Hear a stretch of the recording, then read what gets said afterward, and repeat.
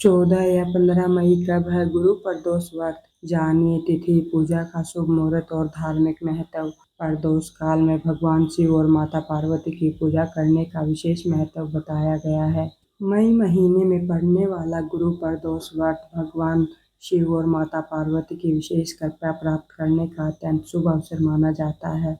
जब प्रदोष व्रत गुरुवार के दिन आता है तो उसे गुरु प्रदोष कहा जाता है। वही मान्यता है कि इस दिन व्रत रखने से ज्ञान, धन, संतान, सुख और वैवाहिक जीवन खुशहाल रहता है। इस दिन प्रदोष काल में शिव पार्वती की पूजा अर्चना करने का विधान है।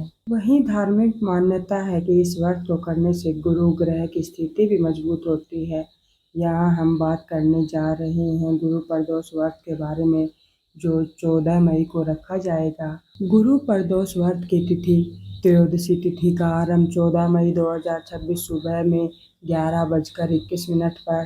त्रयोदशी तिथि का अंत 15 मई को सुबह में 8:32 पर। गुरु प्रदोष व्रत 14 तारीख को ही रखा जाएगा।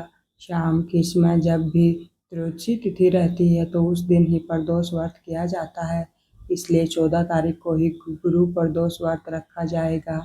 गुरु प्रदोष व्रत का शुभ मुहूर्त।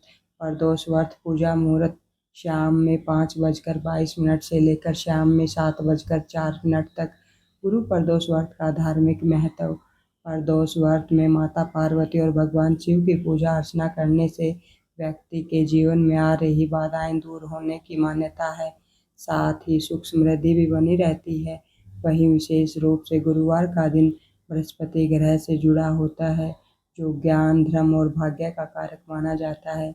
इसलिए इस दिन व्रत रखने और पूजा करने से व्यक्ति को विद्या, सम्मान, धन और संतान सुख की प्राप्ति हो सकती है। शास्त्रों में प्रदोष व्रत के कुछ नियम बताए गए हैं। प्रदोष व्रत के दिन ब्रह्मचर्य का पालन करें। ऐसा करने से व्रत करने वालों को पूर्ण फल मिलता है।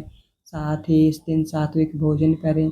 लहसुन, प्याज जैसे तामसिक भोजन से थोड़ा परहेज रखें।